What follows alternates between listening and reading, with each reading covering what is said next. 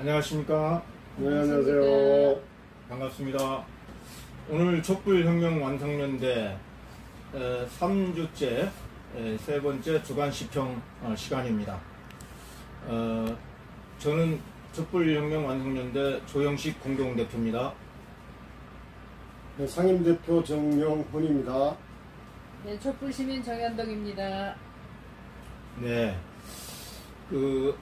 일주일 동안에 굉장히 또 많은 정치적인 시사가 있는데 너무 많아서 대충 간추려 보니까 한 15가지 정도가 돼요. 너무 많아서 이 중에서 이제 한 10가지 정도를 할 수 있을 수도 있고, 다 하게 되면은 각 시사마다 2, 3분씩 짧게는 한 1, 2분씩 해서 핵심만 짚고 넘어가는 시간으로 진행해 보겠습니다. 먼저 윤석열 대통령이 나토에 참가하고 왔는데요. 나토에 갔다 온 뒤로 언론에서 이런저런 많은 뒷말이 있습니다.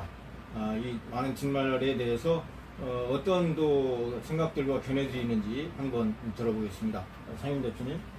네, 나토를 꼭 가야 되는 것은 아니었는데 굳이 중국이나 러시아에 대해서 좀 적대적인 그런 미국 중심의 나토에 가서 무슨 성과를 내겠다고 언제나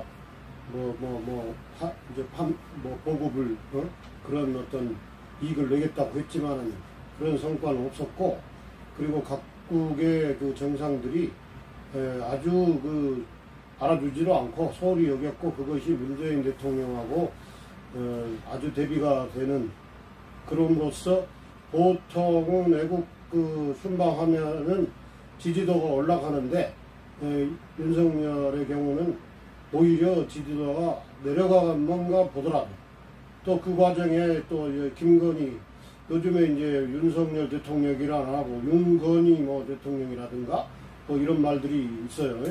하여튼 그런 정도로 또 가서 이모저모로 설치고, 김건희 같은 경우는 더욱이 사전에 윤석열이 대통령 되면 자기는 그냥 아내로서 내조만 하겠다. 그래놓고 완전히 대국민 사기극을 쳐서 지금 이렇게 결국은 그렇게 지지도 하락의 결과가 나타나지 않았나, 이렇게 말하고 싶습니다. 네. 정현덕 위원장님은 어떻게 생각하십니까? 어떻게 보셨습니까?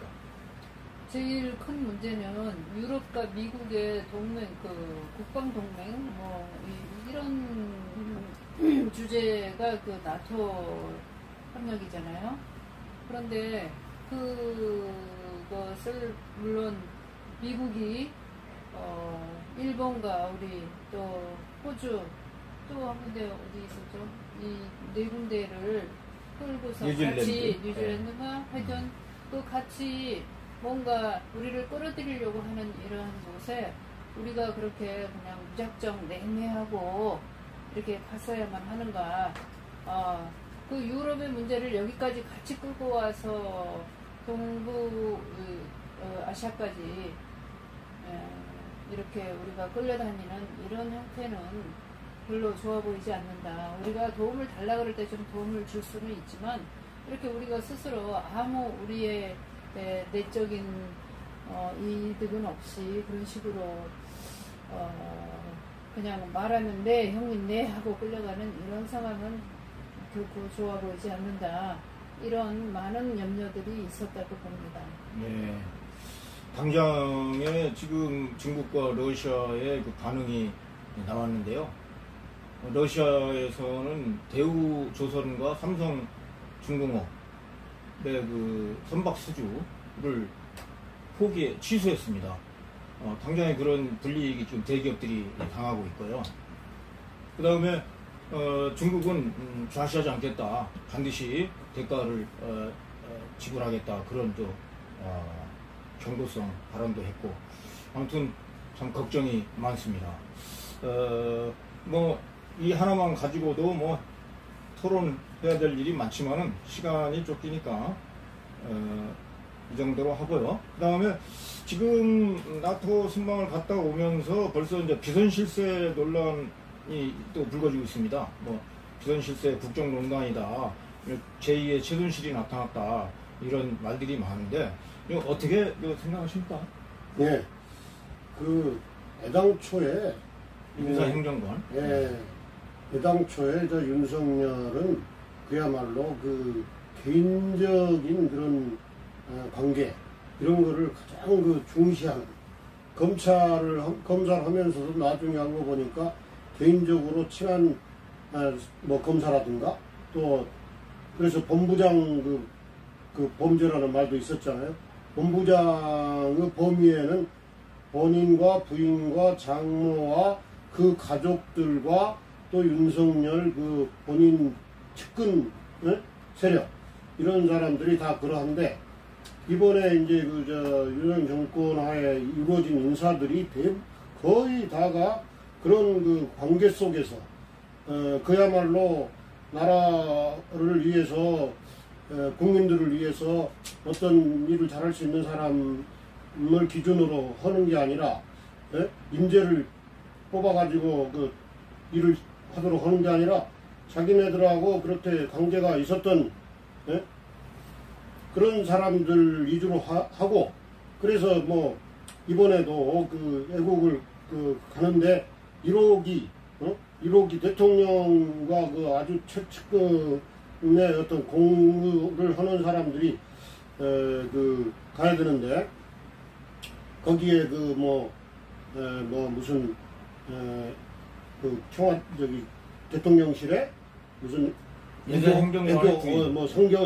행정관의 부인이 그 아무런 자격도 없는 건데, 거기에 아주 나라 돈 들여가지고 대통령 비행기를 타고 간 그런 행동을 놓고도 지금 뭐라고 또 돌려내냐면은 육촌인가 또 이런 또 관계도 나왔잖아요. 그러면서 그런 사람을 차별하면은 오히려 역차별이다, 이런 헛소리를 하고, 그래서 애당초 얼마 전에도 지금 용산 대통령실 공사에 있어서도 장모하고 가까운 누군가를 3억짜리 회사한테 9억짜리 공사를 준 거라든가, 그런 걸로 지금 점철이 되어 있어요. 그 근본이 원래 윤석열 정권과 그 김건희라는 사람은 근본이 이제 그런 사람인데, 국민들을 완전히 속이고 대통령까지 하고 있으니 참 기가 막힐 노릇입니다. 네. 그 청와대는 한 나라의 가장 공공적인 장소인데, 그 공공적인 장소가 윤석열 대통령과 김건희 여사의 사적 영역으로 지금 변질되는 그런 분위기가 있다고 해서 많은 사람들이 우려를 하고 있는데요. 어떻게 생각하십니까? 어쨌든 대통령이라는 분은 나라 전체를 책임을 지고 큰 책임을 맡고 있고, 그 모든 사적인 작은 이런 것들도 어떤 법적 근거와 어떤 룰 원칙이 있는 건데, 이 사람들은 자기가 그냥 하면 어떤 말로든 그냥 둘러대면서 그게 어떻다는 겁니까? 이런 식으로 넘어가고 있어요. 그런데 이제 모두 그런 법적인 근거들이라 원칙이라든가 이런 걸 무시하면서 그냥 내 맘대로, 내가 검찰 수장이고 내가 검찰 누가 우리를 법적으로 뭔가 기소를 하고 이럴 거야, 이런 데 대한 자신감 때문에 그냥 내 맘대로 식으로 아직도 계속 하다 보니까 사람들이 이제는 좀 알고 있는 것 같습니다. 어떤 분위기라든가 언론이라든가 또 일반인들도 저렇게만 가서 되는 건가요? 무슨 개인적인 이 사업도 아니고 사적인 사업도 아니고, 사람들이 조금씩 이제는 눈을 뜨고 있는 것 같다, 이런 생각이 듭니다. 정말 대통령으로서 할 수 있는 일들 저런 식으로 해서는 안 된다는 이런 것들이 무언중에 사람들이 알고 있다고 보여집니다. 우리가 검찰공화국이 될 거라고 우려를 한 그것이 지금 그대로 적나라하게 나타나고 있다고 보여지는데요. 우리 문재인 대통령 민주당 정부는 정말 힘도 없지만 기득권에 비해서 너무 미약한 정권이었기 때문에 살얼음판을 걷듯이 5년 동안 나라를 운영을 했죠. 트집 하나 잡히지 않으려고 정말 노심초사하면서 살얼음판을 걷듯이 했는데, 윤석열 정부는 벌써 검찰을 오른손에 끼고 왼손에는 감사원과 국정원을 다 국세청 다 꿰차고, 그 다음에 언론 보수 조중동 언론 다 꿰차고 있으니 무서울 게 뭐가 있겠습니까? 무슨 전횡을 해도 무슨 잘못을 해도 누가 건들 수가 없는 그런 지경입니다. 민주당은 180명 있어봤자 말로만 떠들 뿐이고, 그런 무소불위의 정권의 그런 당연히 그 예상된 지금 현상이 나타나는 거 아닌가. 이것은 결국에는 국민들만이 그 정권을 무너뜨릴 수가 있고 주저앉힐 수밖에 없습니다. 제2의 촛불 혁명이 일어나지 않을까 그런 걱정이 되고 있습니다. 네. 그 다음에 윤석열 대통령은 또 오늘도 기자회견에서 기자들에게 발끈하고 또 지나갔는데, 참 대통령으로서 너무 좀 성격이 좀 급하고 그렇습니다. 또 윤석열 대통령의 좀 아쉬운 점은 입만 열면 전 정권 탓을 하고 있어요. 매사 전 정권 탓을 하는데 언제까지 전 정권을 탓을 할 것인지 참 걱정이 되고, 어떻게 생각하십니까? 사실 전 정권이라면은 전두환 정권을 말을 해야 되는 건데, 탓을 할 문재인 정부가 아닌데 전 정권 탓을 하는 걸 보면은 그가 바로 전두환 수준이라서 그런 게 아닌가 하는 생각이 들고요. 전 정권에서 사실은 가장 막강한 권력을 행사를 했고, 그 결과로 지금 대통령까지 된 사람이 윤석열이었습니다. 윤석열이 검찰총장을 했는데 검찰총장 장관급이에요.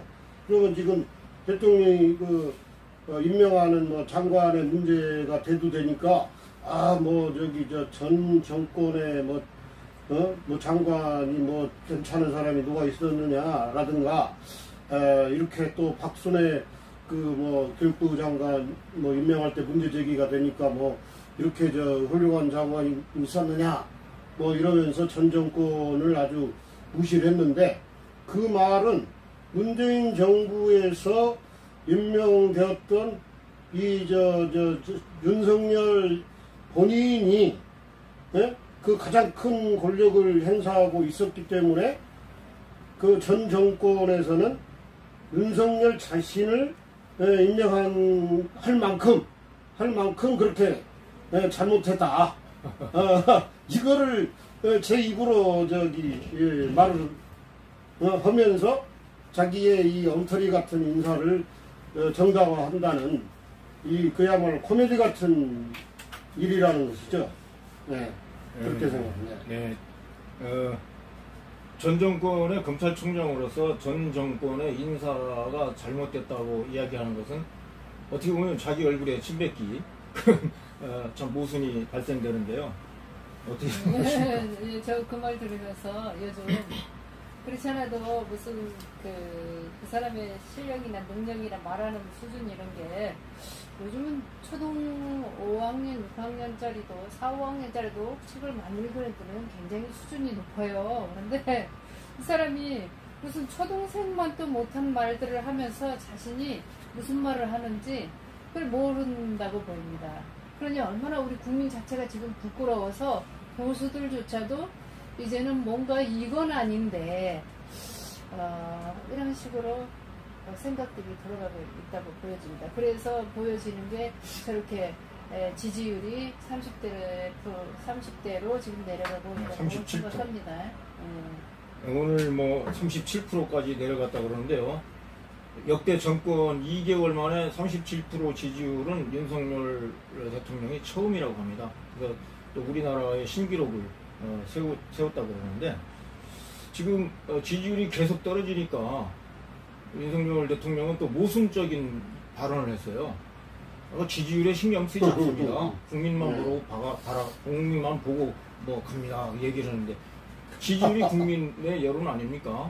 그럼 지지율 신경 안 쓰면 국민의 신경을 쓴다는 것인지 안 쓴다는 것인지 아주 말의 충돌, 모순이 발생되는데 이런 지지율이 떨어지니까 지금 어떻게든 이 지지율을 만회하기 위해서 전 정권을 강력하게 공격을 하는 지금 스탠스를 취하는 거 아닌가 여러 가지 지금 뭐 있는데요. 이제 가장 또 이제 먼저 시작된 월북 공무원을 다시 수사를 한다고 하면서 이 월북 공무원 문제가 자칫 잘못하면은 종북몰이로까지 돌아가서 민주당이 이 월북 공무원 문제를 잘못 대처할 경우에는 민주당을 북한과 싸잡아서 같이 한통 속으로 몰아버리는 그런 잘못이 생길 수가 있습니다.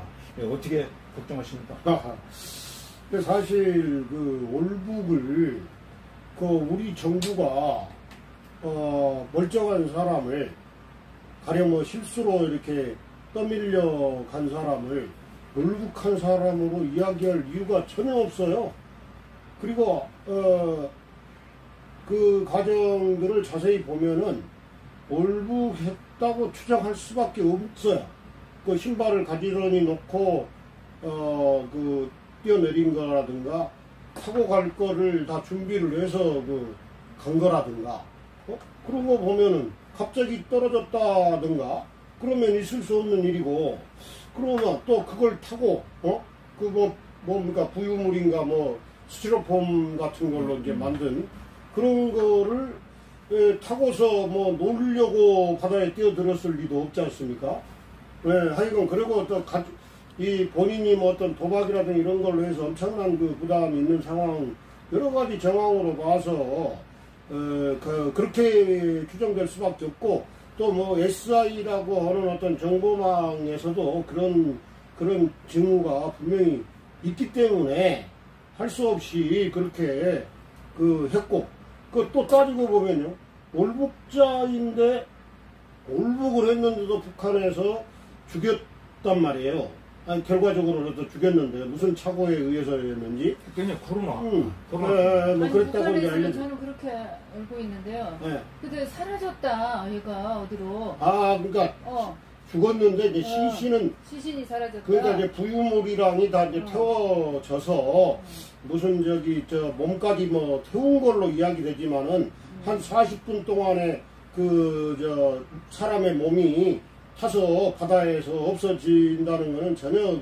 과학성이 없고 그러니까 어쨌거나 그래도 북쪽에 가가지고 그러니까 총을 부유물 사람을 향해서 쐈는지 그러니까 이 사람은 총에 맞고서 물속으로 사라졌을 수가 있어요. 그러겠죠. 그리고 이제 부유물은 다 태워졌고 그랬는데 이제 사람을 못 찾아놓으니까 마치 이제 완전히 사람을 불태워버린 것처럼 말하는데 뭐 자세한 이야기 지금 다 할 수도 없을 정도로 어쨌든 그러니까 우리 입장에서 월북을 했는데 북한에서 총으로 쐈다면은 더 비인간적이고 그리고 마치 전쟁에서도 이렇게 뭐 항복을 한다든가 하면은 받아주는 것이 인도적인 어떤 그런 것인데 만약 월북한 사람인데 창으로 쐈다면 더 북한을 성토하는 그런 어떤 분위기가 될 상황에서 굳이 우리 정부가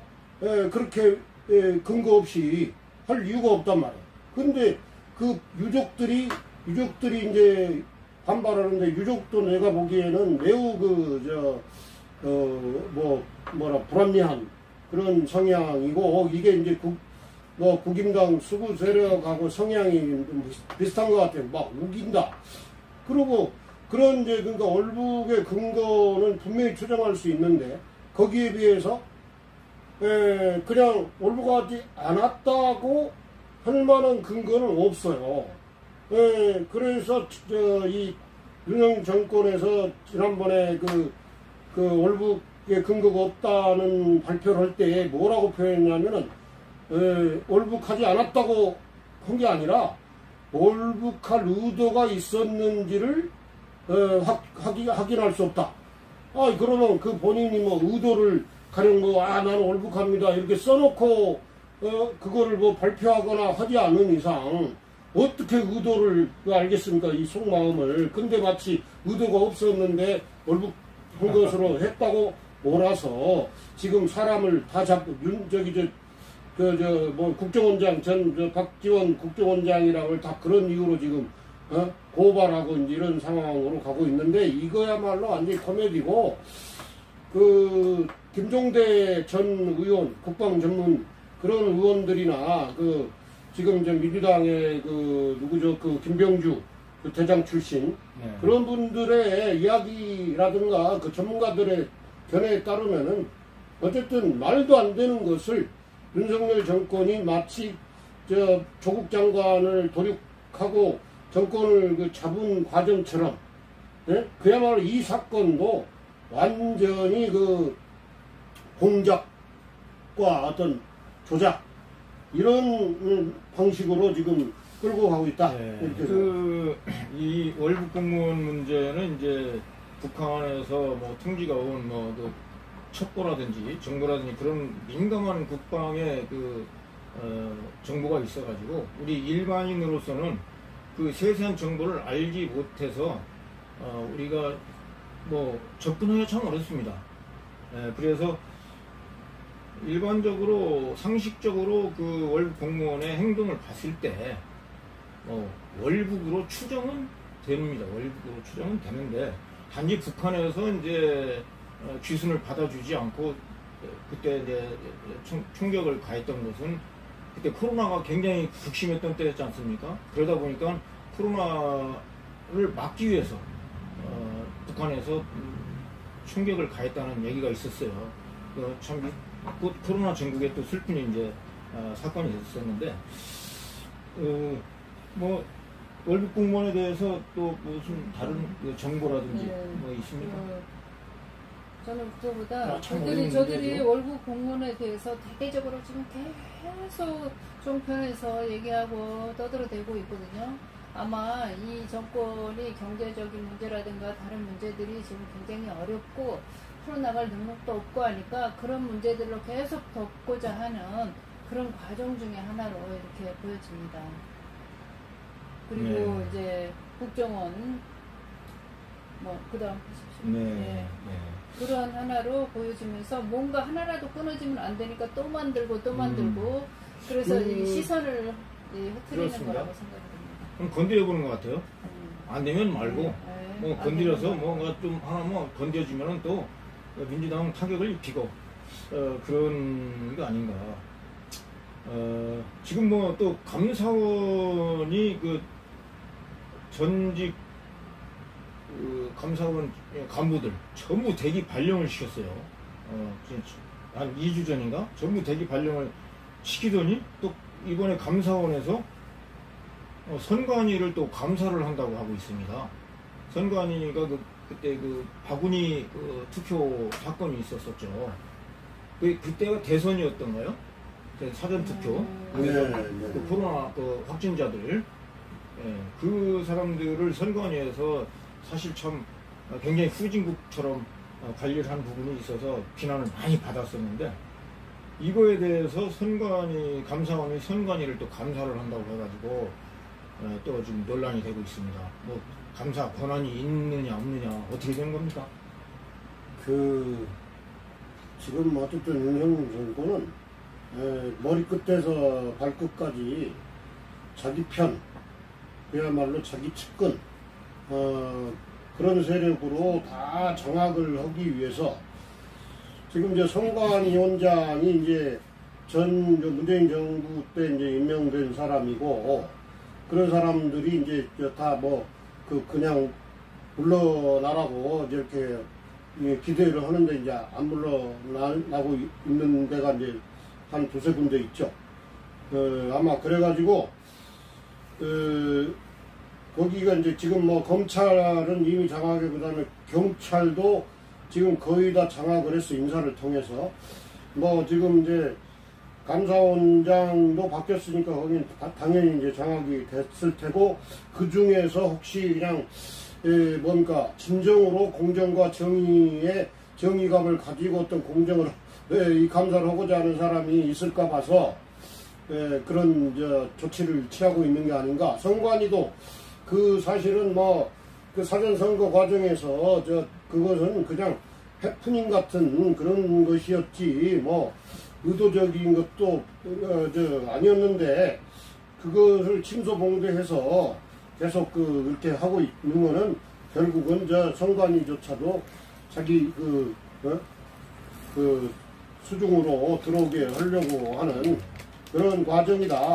정말 이게 정말 너무나 그 전방위적으로 그런 일이 이루어지기 때문에 그야말로 보통 이제 검찰공화국이라고 말하는데 나는 지금 윤건이 독재 후진국 정권 뭐 하여튼 이런 모습 중에 하나다 이렇게 생각합니다.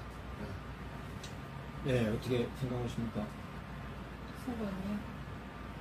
선관위는 원래 독립기구라고 알고 있습니다. 여당 것도 아니고 야당 것도 아닌데 뭔가 이것도 자기네 어떤 영향권 안에 두고자 하는 이런 사고에서 지금 나오는 일이라고 저도 보여집니다. 네, 그 다음에 그 국정원장도 두 분을 지금 다 전 국정원장 고발을 했는데 그건 또 어떻게 생각하십니까? 저 국정원장 지금 어저께 고발했던가요? 네, 제가 생각하기에는 이거는 분명히 지지율이 너무 지금 많이 빠지니까 자기는 걱정 안 합니다. 그냥 뭐 올라갔다 내려갔다 하는 거죠. 뭐 이런 식이잖아요. 그런데 이제 속으로 걱정이 되니까 이 어떤 이슈를 또 크게 국정원장 하면 또 이슈가 큰 것처럼 보이잖아요. 이렇게 만들어서 이 시선을 자꾸 이렇게 보내고자 여기 이런 쪽으로 감추고자 하는 것이고 그리고 이제 이 사람들이 자꾸 수사를 하는 게 굉장히 재미가 들려서 우리가 맨 처음에 우리 총장이었잖아요. 민주당의 검찰총장이었잖아요. 그때 저 사람들을 막 다 잡아들이니까 막 박수를 받았어요. 걔네 뭐 이명박계 이쪽하고 박근혜에게 해서 한 200명이 잡혀갔다고 그러더라고요. 감옥에 보냈다고 그러더라고요. 그러니까 이제 그때 막 올라간 거야, 이렇게 자기 지지가. 그러는데 나중에 또 민주당 사람들을 또 막 잡아들이니까 또 이렇게 올라간 거야. 이게 맞들여서 이 사람이 그냥 뭐만 하면은 뭐 사람들을 끌어다가 이렇게 또 하는 거예요. 이러다가 아마 자기가 스스로 자기 모순에 빠질 거다. 이렇게 저는 보고 있습니다. 우리나라 사람들이 다 바보는 아니라는 거죠. 지금 지지율이 떨어지는 것에 대한 방어책으로 모든 지금 공포적인 그런 고소, 고발, 감사, 총동원행안 이제 조금 있으면 이제 국세청까지 나올 것 같아요. 네, 그러니까 그와 관련해서 이제 아까 그 비슷한 이야기일 수 있겠는데 이 검찰은 어쨌든 공식적인 합법적 권력이란 말이에요. 그리고 우리나라에서는 지금 검찰 권력이 막강한 거를 넘어서서 이제 과거에는 검찰 위에 군부 이런 것들이 또 있었던 시대가 있는데 이제는 군부 권력이 이제 없어지니까 검찰 권력이 그걸 대신하고 있어요. 그래가지고 근데 이게 이제 합법성이 있고 이제 공식성이 있다 보니까 이놈들이 수사를 한다고 하면은 전부 다 이게 뭔가 공식적인 그리고 합법적인 것이 돼버려. 그러고는 수사해가지고 어쨌든 먼지라도 나오면 먼지털이라도 해서 뭐가 나오면은 다 그게 수사가 정당화되는 그런 이제 상황에서 과연 검찰 독재 후진국의 그야말로 한 모습을 이제 보여준다고 보고 그래서 박지원 원장이 국정원을 지금 걱정원으로 만들고 있다 이런 말도 했지만은 지금 그 전방위적으로 이루어지는 것 중에 하나이고 이 얼마간은 이게 통할 수 있지만은 결국은 그런 것을 다 이제 스스로가 재발의 발등찍기식으로 아주 당할 날이 오지 않을까 이렇게 생각합니다. 네. 아무튼 참 2개월 되는 시점에서 전 정권에 대한 전방위 수사, 전방위 그 압박을 통해서 현재 정권의 그 지지율 떨어지는 것을 방지하고 또 기선을 제압하려고 하는 그런 지금 스탠스를 보이고 있는데 그게 결코 바람직하지가 않고 오히려 그게 부메랑이 돼서 족쇄가 될 거라고 생각합니다. 좀 이제 분위기를 전환해서 한동훈 법무장관에 대해서 한번 얘기해 보겠습니다. 한동훈 법무장관은 무법부 장관인지 법무부 장관인지 알 수가 없는데 이번에는 미국에 갑자기 날아가서 미국 FBI 국장인가요? 만나서 비밀 회담을 하고 오고 또 미국의 무슨 6.25 전사자 거기에도 알링턴인가 거기 가서 참배도 하고 오고 한동훈이 소통령의 2인자의 그 행보를 하고 왔다는 그런 언론 기사도 뜨고 있는데 무엇 때문에 갔다 온 건가요? 그 전에 이제 한동훈의 지금 행세는 완전히 치외법권적인 그야말로 이제 무법한 법무장관의 무법부 장관 이런 상황에 있고 그 지금 검찰 인사를 원래 그 법무장관이 검찰총장과 협의해서 의견을 들어서 한다. 이게 법에 분명히 명시적으로 나와 있어요. 그래가지고 문재인 정부에서 윤석열이 하도 특수부인가 그런 자기 측근 인사를로 막 도배를 해가지고 문재인 정부를 공격하는 그런 일을 벌이다 보니까 추미애 장관이나 박범계 장관이 인사 조치를 많이 했어요. 근데 상층부를 주로 했어요. 그랬는데 그때에 윤석열이 요구하는 대로 안 들어줬다 해가지고 처음에는 윤석열 마음대로 하도록 했었어요. 검찰총장. 그렇지만은 그 다음에 하도 이제 그게 불공정하고 부당하니까 이제 그 다음에는 이제 법무장관이 주도적으로 했어요. 그러나 의견은 들었어요. 형식적으로라도.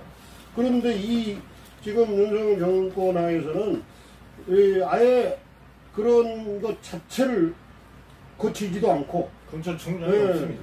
검찰총장을 임명 안 하는 이유가 바로 그런 거. 임명해 놓으면 이제 의견을 들어야 되는데 그리고 그 임명하는데 시간이 좀 걸리니까 윤석열 정권은 빨리 법무장관 겸 검찰총장 또 인사 검증 기구 이런 역할을 하는 이제 한동훈을 통해 가지고 검찰 인사도 다 해버리는 거예요. 이거는 도저히 용납할 수 없는, 이것만으로도 이미 이 정권은 탄핵을 받아야 된다. 민주당에서는 강력하게 싸워야 되고. 그렇죠. 이것도 국정농단이라고 보면. 그렇죠. 이미 이 자체가 완전히 국기문란이고 국정농단이고. 그리고 지금 미국의 FBI인가를 갔다고 하는데 한동훈 자신이 지금 자기 딸이라든가 자기 아들 또 조카 이런 데하고 연결돼가지고 완전히 국제적인 학력 조작 내지는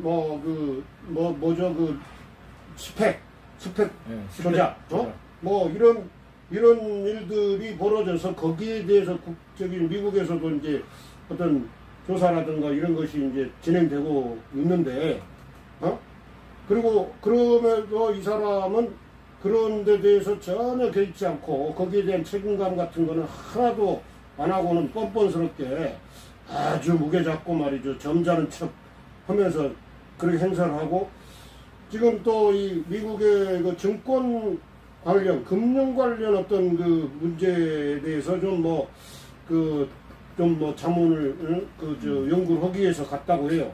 그러면 우리나라에서 지금 김건희랑 일당이 저지른 주가 조작, 이 문제는 덮어주면서 무슨, 그런 어떤 문제를 해결하겠답시고 가느냐. 너무나 뻔뻔스럽고 파렴치하다. 이런 소리를 안 할 수가 없겠습니다. 네.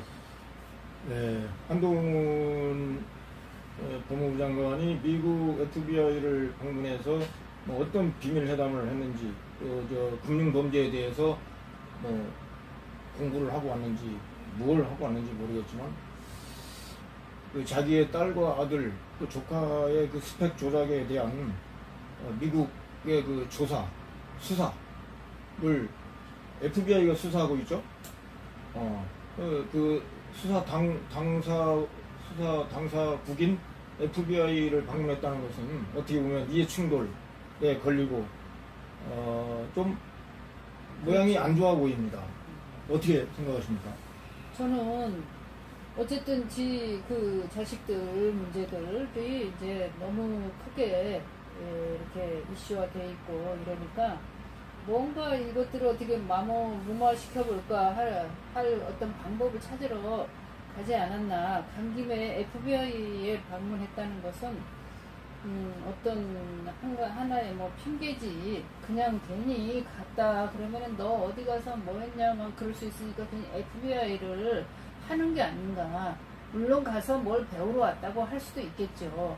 그런데 지네들이 주가 조작의 달인들은 지네들 아닙니까? 김건희하고 한동훈은 300번이 넘는 그 통화가 있는데 비밀번호 저거 하지 않고 이러면서 그들이 의구심을 지금 갖고 있거든요, 다들. 그런데 아마 거기에다가 마저 저기까지 그 자식들 문제까지 이렇게 터져 나오니까 뭔가 해결책을 찾으러 가지 않았나. 그렇다고 보입니다. 그렇습니다. 이 공사 구분을 하지 않고 FBI를 방문해서 과연 미국의 그 FBI라는 공적 기관이 움직일 건지 들어줄 건지 그것도 아주 궁금한데요. 한번 사태를 추이해 보겠습니다. 자, 그 다음에 지금 행안부에서 경찰국을 지금 8월 말까지 신설한다고 지금 하고 있어요. 그 행안부 장관이 아주 참 전북 익산 분이더라고요. 전북 익산 사람인데 이명박 정부 때부터 전북 사람들이 이명박 정부에 많이 들어왔어요. 그 인맥이 지금까지 이어져 온 것 같다는 지금 느낌이 들고 있고요. 경찰국은 왜 그렇게 꼭 하려고 하는 것인지. 한마디로 이제 그 경찰을 행안부의 지배하에 두고자, 아까 이야기했던 검찰을 장악한 것처럼 경찰도 이제 장악하고자 한다. 경찰이 이제 그 과거에 전두환 정권 노태우 정권에 이르기까지 그 정권이 이제 그 내무부 산하에 경찰이 있었어요. 그래서 그 치안국이라고 하는 것이 이제 내무부 산하에 있어가지고 이 정권의 입맛에 맞게 내무부 장관이 치안국 치안본부인가 하는 경찰 수뇌부를 통해 가지고 반정권적인 그런 세력을 이제 다 고문하고 거기서 박종철 사건도 벌어지고 막 그랬던 거예요. 그렇죠. 그랬는데 그런 문제가 너무나 심각하다 보니까 90년도 이후부터 좀 이 경찰을 내무부 그 정권의 어떤 지배의 범위에서 좀 벗어나게 하자. 그래서 행안부에 외청으로 넣었어요. 그래서 이제 지금 행안부는 경찰에 대해서 직접적인 어떤 권한을 행사하지 않는 걸로 경찰의 어떤 독립성과 중립성을 가지고 수사도 하고 역할을 이 사회의 안녕을 위한 역할도 이제 하도록, 그래서 민중의 지팡이가 이제 그야말로 되도록 하고자 해서 생겼는데, 그 정부 조직법에 그런 게 다 명시가 돼 있다는 거죠. 90년대 이후에 계속 그런 노력을 통해 가지고 그랬는데, 지금 이제 윤석열 정권이 이 경찰이 수사권도 더 커졌잖아요. 그러니까는 이 경찰이, 검찰은 장악이 돼가지고 자기에게 불리한 거는 다 덮어주고 자기에게 유리한 거는 아주 먼지를 털어서라도 어떻게든 조작을 해내야 되는데, 가령 이재명에 대해서, 조국에 대해서처럼 이재명도 그렇게 수사를 해가지고 조져야 되는데, 그거를 뜻대로 이제 안 했단 말이에요. 지금 검찰도 자기 그 윤석열 그 세력이 기대하는 만큼 이재명 쪽에 대해서 안 했다고 해가지고 다 갈아치웠어요. 그런 연장선에서 이 경찰을 장악하고자 했고, 경찰에 지금 뭐 지난번에 인사파동이라는 것도 있었는데, 거기에 인사들도 애당초에 근본적으로 경찰의 어떤 내부적인 그런 합리적 어떤 시스템에 의해서 후보들이 이제 치안감 이상 이렇게 그 인사들이 이제 결정이 됐는데, 행안부에서 다시 보고서 정권의 입맛에 안 맞는 사람들을 다 갈아치우고, 그래서 벌어진 게 이제 그 인사파동인데, 그거를 마치 경찰이 그 국기문란한 것처럼 윤석열이가 뒤집어 씌웠는데, 하여튼 지금 그런 연장선에서 그런 일이 벌어지고 있어서 너무 심각한 일이고, 이게 장악이 되면은 그걸 인사권을 가지고 충성 안 하면은 다 날라가 버리고 밥줄 떨어지니까 지금 국회 앞에서 막 삭발 단식 투쟁, 경찰의 독립성과 중립성을 보장받기 위해서 투쟁하는 그런 분들이 있지만 다 뭉갤 것이고, 하여튼 이런 일들이 다 이 윤석열 정권의 어떤 독재성과 후진국성, 반민주성 이런 것들을 누적시켜서 하여튼 결국은 탄핵 마일리지가 되고 있지 않느냐, 이렇게 말할 수 지금 있겠습니다. 경찰 박종철 사건 때부터 그 경찰의 그 인권 유린 그런 게 이제 개선돼 나와서 가까스로 그 노무현 대통령 때부터 경찰이 민주경찰, 정말 국민의 경찰로 이제 자리를 잡아왔었죠. 그러한 덕분으로 박근혜 대통령 촛불혁명도 무혈혁명을 할 수가 있었고, 무혈혁명에 또 큰 역할을 한 게 국민의 경찰입니다, 사실. 그런데 그 국민의 경찰을 경찰국을 통해 가지고 정권의 그 경찰, 정권의 이제 말 그대로 견찰이 되네, 견찰을 만들려고 하면은 안 되겠죠. 어떻게 생각하십니까? 그때 이 윤석열이 이런 말을 했어요.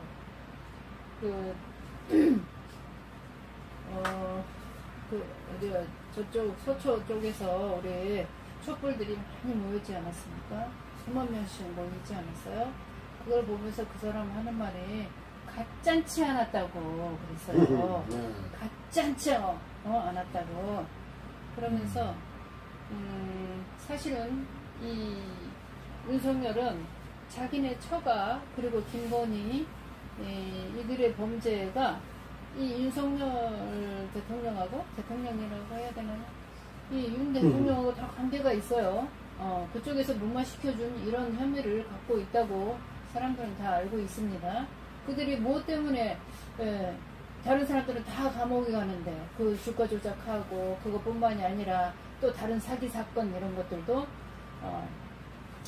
그래서 저는 이런 것들이 윤석열과 그 한동훈 이 사람들은 굉장히 깊은 관계가 있기 때문에 이것들 가장 먼저 그들이 생각하는 것은 이것들을 경찰들을 독립성을 강하게 그동안 경찰이 의구심을 계속 제기해 왔거든요. 우리가 이거 했는데 그쪽에서 주지를 않았다 어떤 소리를 요구하는데, 그리고 이러이러한 것들이 있다. 했는데 얘네들이 그걸 기소를 안 했다. 이제 검찰이 이런 얘기를 계속 해왔잖아요. 그러니까 아마 내 생각에는 윤석열이는 자기가 이거 오래 하고 싶은 마음도 없을 것 같아요. 근데 한동훈의 머리나 김건희의 머리에서 이것들은 빨랑 자기네 수중화해야 되겠다라고 생각하고요. 문제는 민주당이 가만히 있는 게 문제입니다. 앞에 보고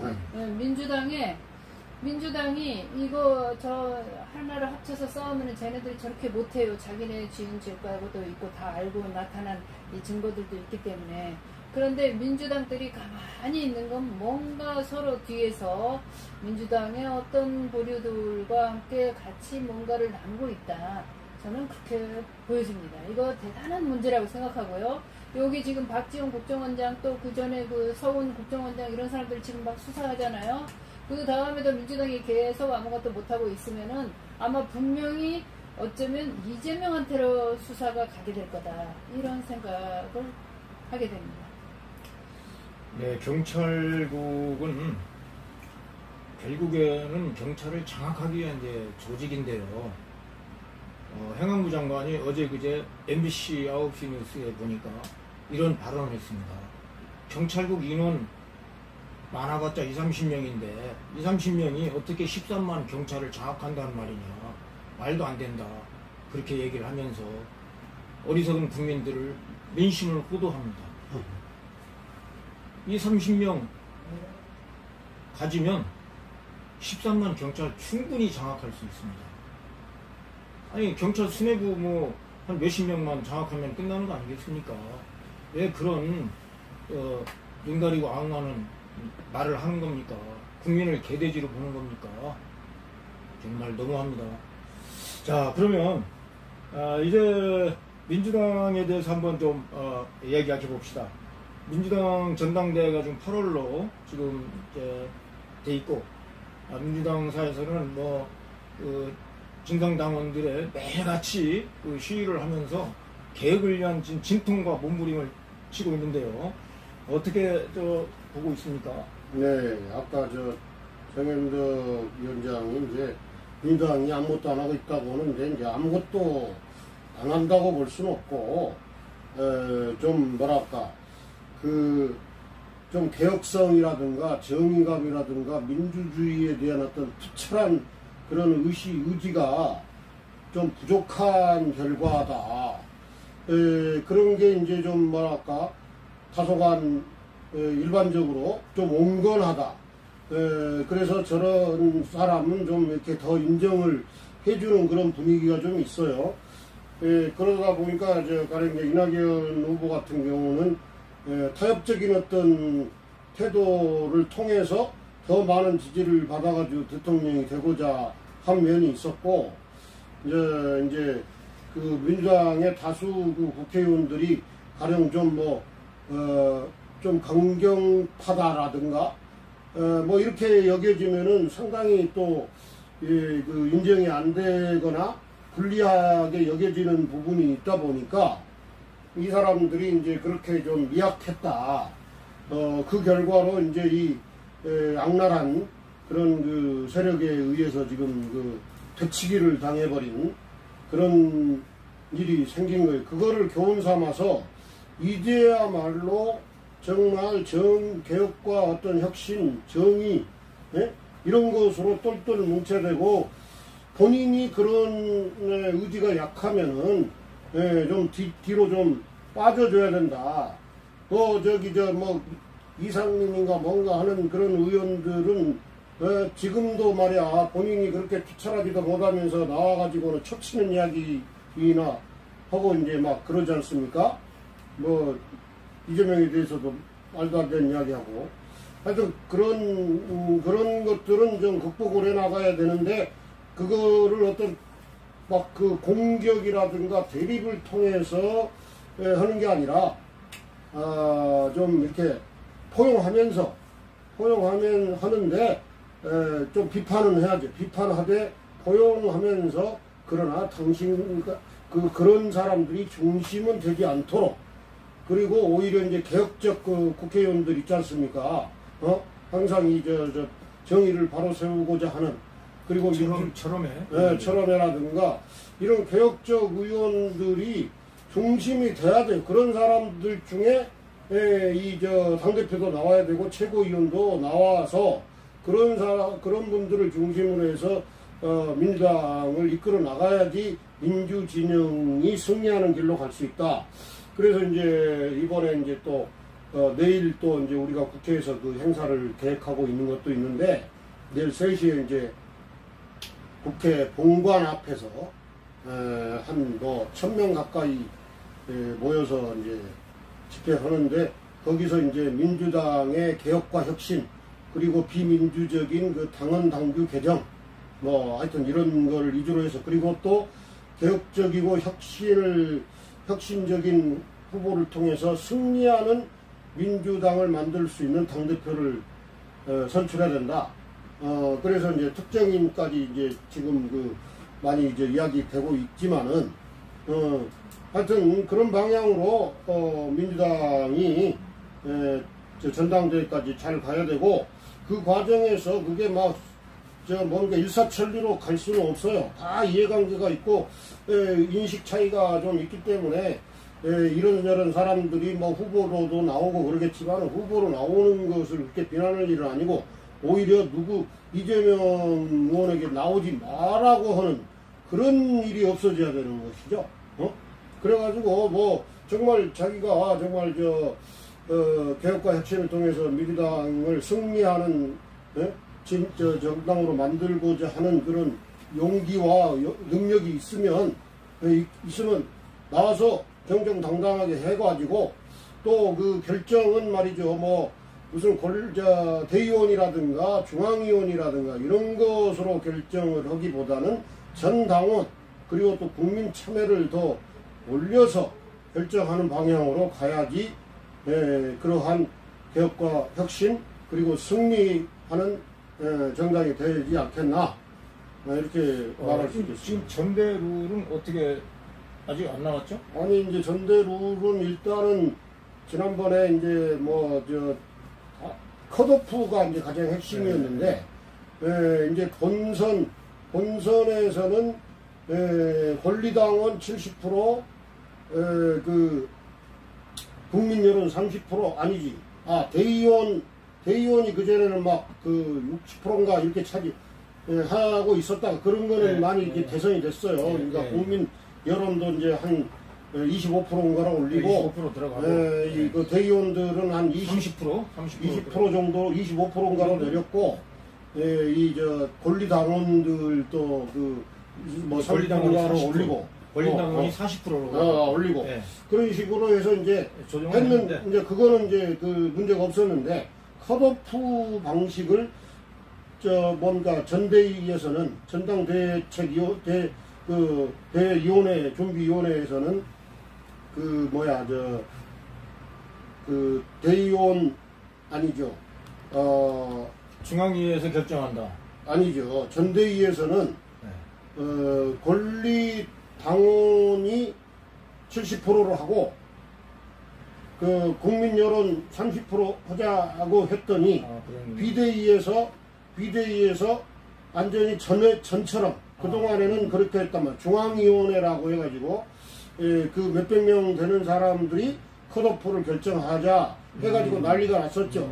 그래가지고 이제 그건 지금 취소된 거죠. 취소가 됐기 때문에 그걸 자꾸 이제 이야기할 틈은 없고 그럼에도 불구하고 지금 이제 당대표는 어쨌든 중앙위가 이제 결정을 하지 않기 때문에 부당한 최고위원 부당한 그 컷오프는 없으리라고 보는데 최고위원을 중앙위가 또 여전히 그 컷오프를 할 수 있기 때문에 개혁적 후보들이 최고위원의 본선에 나가기 어렵게 되는 측면이 있어서 이것 또한 시정을 지금 해야 되리라고 생각합니다. 지금 최고위원을 두 사람을 투표를 하려고 돼 있는데 두 사람 중에 하나는 자기 지역 후보를 찍으라는 그런 이야기가 있었는데 그것도 없어졌어요. 없어졌습니다. 없어져서 그거는 이제 제로날.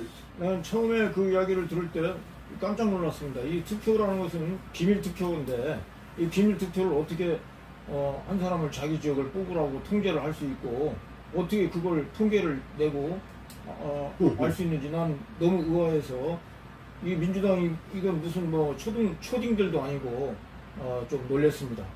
요즘에 보면은 뭐 그동안에 뭐 민주당에 민주가 없다고 그래 많이 놀려먹고 그랬는데 요즘에 보면 민주당에 민주가 있는 것 같아요. 민주는 좀 시끄럽고 막 각양각색 의견들이 막 돌출되고 어떻게 보면 뭐 좀 시끄럽지만 또 왁자지껄한 재미도 있는 것이죠. 예, 그래서 이제 관심도 모을 수 있는 건데 정말 민주당의 활발한 민주가 살아나서 정말 8월달에 축제 같은 전당대회가 되기를 기대하겠습니다. 할 거예요. 네. 할 거예요. 저기 이제 두 가지 정도 안건을 가지고 토론을 하고요. 이제 마치겠는데요. 7월 7일, 오늘 7월 8일이죠. 오늘 이준석 국힘당 당대표가 6개월 당원권 정지를 받았습니다. 근데 지금 오후에 보면은 이준석 대표가 불복하면서 상당히 내용을 겪을 걸로 예상이 되는데 어떻게 보십니까? 네. 이준석은 근본적으로 이제 문제가 있었습니다. 그 병역 관계에서도 사실은 그 부정이 있어서 군대를 제대로 하면은 다시 가야 되는 사람이었고 나중에 드러났지만 이제 성상남 문제가 있었어요.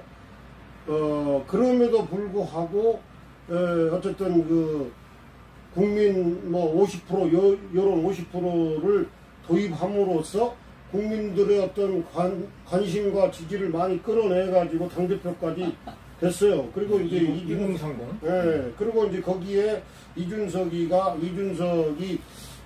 2030 남자들의 불만을 좀 대신하는 그런 면이 있었어요. 그 편향적 페미니즘의 문제는 이제 하여튼 시정이 돼야 되는데 그런 부분을 지적한 사람이 없던 차에 이제 이준석이 그거를 말했다고 해가지고 이제 어쨌든 너무나 지나치게 그 지지를 받은 면이 있었고 그랬는데 원래 이제 이준석은 윤석열에 대해서 별로 바람직하게 보지를 않았다가 이 세력이 이제 어쩔 수 없이 그렇게 가니까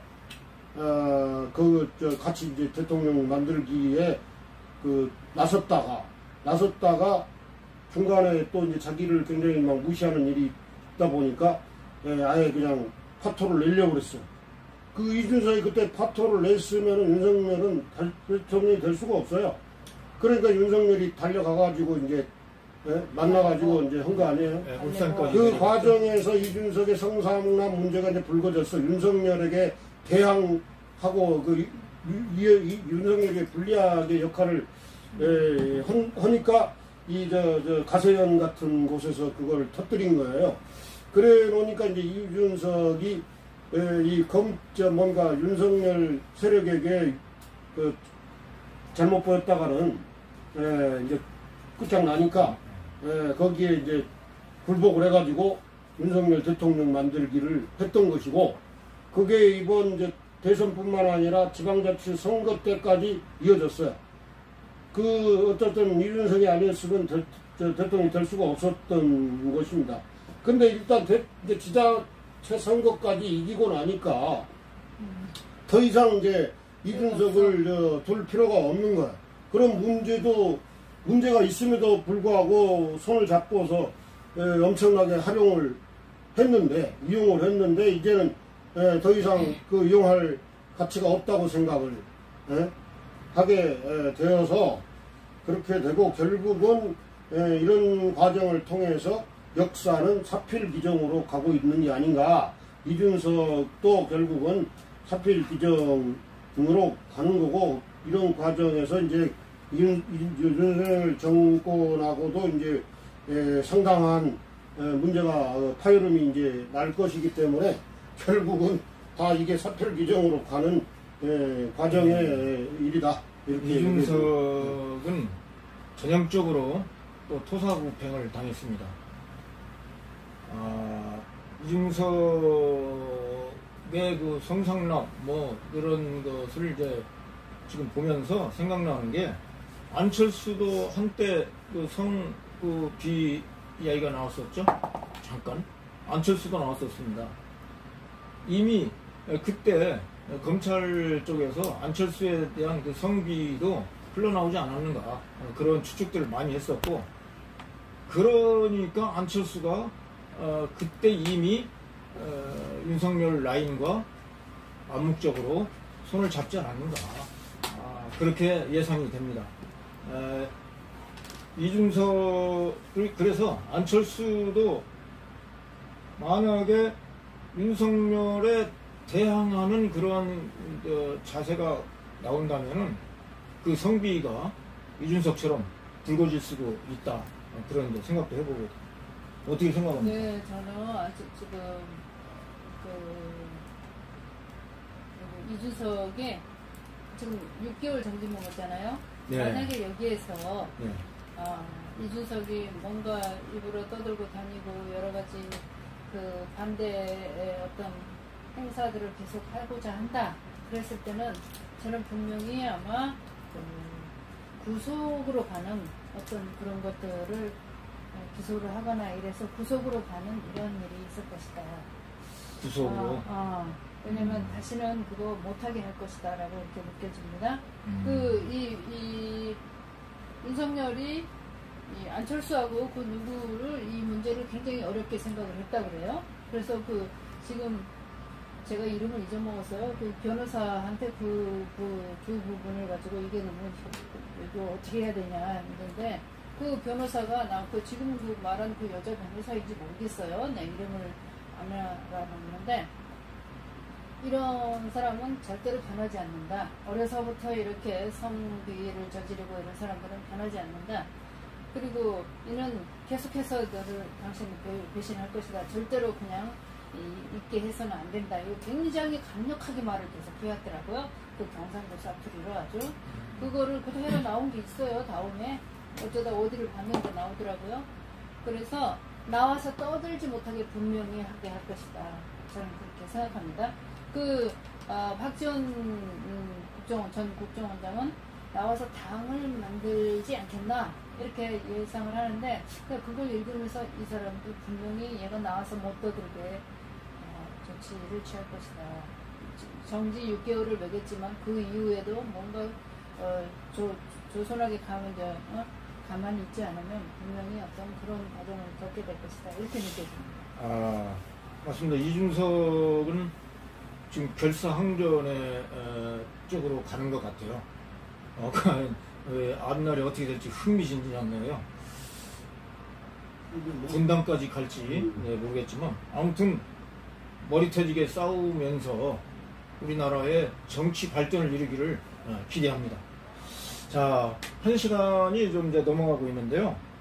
마지막으로 오늘 아주 긴급 뉴스가 떴죠. 아베, 일본의 전 총리 아베가 피격을 당했는데 오후에 사망 소식이 떴습니다. 공식적으로 사망 소식이 떴는데, 너무 돌아가신 분에 대해서는 이제 애도를 표하지만 그분의 행적에 대해서는 또 논평을 한번 하지 않을 수가 없네요. 네, 어떻게 생각하십니까? 아베는 그야말로 일제 강점기에 우리 민족이랑 아시아 또 여러 나라들에 대해서 그야말로 엄청난 범죄를 저질러 놓고도 거기에 대해서 뭐 반성이나 사과를 제대로 하지 않고 다 덮고 넘어가고자 했던 그런 앞잡이였기 때문에 오늘 피격 소식을 듣고 아주 즐거운 날이다는 소리들을 많이 하더라고요. 어쨌든 그 사람이 어쨌든 피격 당해서 사망한 거는 좀 안타까운 일이지만은 그렇게 못된 짓을 하다 보면 결국 차필 기정으로 그런 일이 벌어질 수도 있다. 그러면은 어쨌든 윤석열 정권도 그런 걸 보면서 좀 각성을 좀 해야 되지 않겠나, 이런 생각을 합니다. 네, 어떻게? 아베는 옛날부터 그 정한론자예요. 결국은 조선을 밟고 가야지 자기네가 대륙으로도 갈 수 있고, 어쨌든 조선을 밟아야 된다, 조선을 쳐야 된다라는 게 이제 정한론이잖아요. 일본이 살기 위해서는 항상 거기에 입각해서 이 사람이 살아왔는데, 그래서 굉장히 우리 대한민국을 힘들게 했던 사람이라고 생각합니다. 그게 문재인 대통령 때 와서 이제 같이 서로 이렇게 맞붙는 이런 상황도 있었는데, 그런데 그러한 자들을 늘 뒤따르는, 그러한 자들과 같이 함께하는 우리나라 세력이 더 싫습니다. 그 사람들은 그럴 수 있다고 생각해요. 일본은 늘 지진에 그냥 들썩들썩한 나라고 언제 어떻게 될지 모르니까 그럴 수 있다고 하는데, 그들을 항상 뒤따르고 그들의 편에서 살아온 우리나라 친한 친일파들이 저는 정말 용서하기 싫고요. 어쨌든 아베는 죽었든지 살았든지 별 상관은 없습니다. 그 다음에 이제 누가 어떤 사람들이 와서 또 정권을 잡을지 이제 그게 이제 관건이라고 생각이 듭니다. 좀 한국과 친하게 지낼 수 있고 서로 화해하고 잘못했다고 또 빌고, 독일처럼 좀 그런 상황으로 와야지 일본도 나중에 사는 나라가 되지, 계속 그런 사고방식, 정한론 사고방식에서 못 벗어나는 사람들의 말이 계속 드세진다면 일본은 나라가 언제 어떻게 될지 모르는 나라인데 자기 국민한테 굉장히 손해라고 생각이 듭니다. 일본은 이미 국민 개인 소득이 우리나라에게 추월을 당했습니다. 우리나라가 일본에 대해서 자부심을 가져도 됩니다. 이제 그런 와중에 아베가 이제 전 총리지만 사실은 일본 정치계에서 제1인자, 실세 1인자라고 볼 수 있는데, 이토 히로부미가 안중근에게 저격당해서 죽은 것이 떠오릅니다. 아베는 굉장히 정치적인 식견이 퇴행적입니다.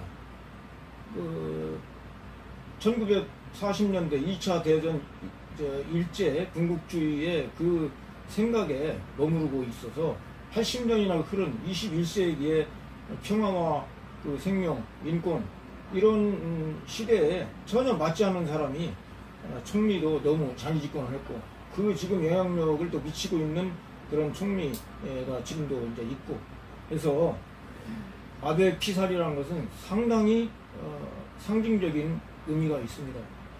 일본의 정치계가 아베 피살을 통해서 좀 다시 거듭나고 인권과 평화, 동북아 평화를 위해서 안중근 의사께서 동북아 평화 구상을 발표를 하셨었죠. 정말 그런 정신으로 좀 일본의 정치가 돌아가기를 정말 바랍니다. 박정희도 생각이 나는군요. 결국에는 총 맞아 죽는 사람은 다 이유가 있습니다. 저는 총 맞아 죽는다는 게 가장 아주 치욕적인 죽음 같아요. 그런 치욕적인 죽음에는 그만한 이유가 있기 때문에 그런 걸 일본 정치계가 성찰을 하고 반성하고 일본 올바른 국민들과 함께 거듭나서 동북아의 평화를 선도하는 그런 나라가 되면 좋겠습니다. 우리나라가 더 선도할 수 있겠지만은 그런 좋은 일은 한번 선도해도 우리가 박수를 쳐줄 수 있습니다. 예. 자, 1시간 한 5분이 넘게 10분 정도 흘러가는데요. 각자 마무리 발언하면서 마무리 발언하면서 마치도록 하겠습니다. 네, 마무리 발언 부탁드립니다. 저는 이제 박순애 교육부 장관 임명과 관련해서 교육적으로 한마디 하고 싶은데, 제가 이제 교사 32년 경력을 가지고 참교육을 위해서 그야말로 변함없이 이제 해왔던 입장에서 이 윤석열 정권은 가장 비교육적인, 반교육적인 정권이기도 하다. 사실 교육이라는 거는 사람을 사람답게 하는 것이 이제 교육이고, 그런 반교육적이라는 거는 사람답지 못한 사람이라는 이야기가 되는 거예요. 반교육적이라는 것은. 그래서 교육은 이제 사람이 사람답게 하고 바람직하게 변화 발전하도록 하는 게 교육인데, 바로 반교육적이라는 것은 아주 가장 바람직하지 못하고 발전적이지 못한 그런 그 특성을 가진 정권이다. 그런 정권이기 때문에 박순애 같은 사람을 교육부 장관으로 이 만취 경력을 가진 교사, 교장 이런 사람들 임용이라든가 뭐 포상이라든가 이럴 때 그런 경력이 있으면 아예 제어가 되는데, 이 교육의 장이라는 사람이 그렇게 만취 운전을 해서 처벌도 제대로 안 받았어요. 무슨 특권이 작용했는지. 그리고 뭐 논문 표절이라든가 뭐 제자들에 대해서 갑질한 거라든가 이런 봤을 때 도저히 뭐 교육자로서도 있을 수 없고, 더구나 교육부 장관이 될 수도 없는데 윤석열은 그 청문회를 거치지도 않고 무조건 국회가 이제 막 청문회를 할 수 있는 준비가 된 날, 청문회 들어가가지고 그런 문제가 부각될까 봐서 서둘러서 그냥 임명을 해버렸어요. 그러면서는 소리가, 언론과 뭐 야당의 그 공격을 받느라고 뭐 고생 많았다. 뭐 그냥 뭐 개의치 말고 뭐 열심히 해라. 뭐 이따위로 이야기를, 이거는 있을 수 없는 일이고, 이런 사람이 대통령이 됐다. 그리고 또 그런 사람을 찍어서 대통령을 만든 사람들은 이제 좀 각성하는 사람들이 있어요. 마치 그냥 박근혜를 찍어놓고 그냥 나중에는 돌아설 수밖에 없었던 것처럼, 윤석열을 지지했던 뭐 20대 뭐 남성들, 또 60대 뭐 이런 사람들, 경상도 이런 사람들도 다 이제 후회를 하는데, 하여튼 그 후회가 너무 늦긴 하지만 이제라도 제대로 깨닫고 다시는 그런 사람들이 그 정권을 잡아서 불법, 부당, 불공정, 몰상식 그런 검찰 독재, 후진국 정치를 하지 않도록 해야 되지 않겠냐 이렇게 생각합니다. 손가락을 자르지 못하더라도 손가락을 좀 싸매고 다녔으면 반성의 시간을 좀 가졌으면 좋겠습니다. 네, 마무리 발언 부탁드립니다. 네. 저는 지금 민주당이 굉장히 염려가 됩니다. 저는 이재명 의원님은 하늘이 낸 그 지도자라고 생각합니다. 이 김대중 대통령 이후로 진짜 대통령다울 만한 사람은 지금 이재명이었습니다. 저는 다른 분들은 그렇게 치지 않습니다. 문재인 대통령과 노무현 대통령도 그렇게 저간 분들은 못됐어요. 어쨌든 말은 하려고 했지만 이루지 못한 분들이라고 생각을 하고요. 끝까지 그래도 자기 몸을 희생하면서 죽음을 각오하고 싸운 이 김대중 대통령과 이재명은 굉장히 저는 대통령다울 사람이라고 생각합니다.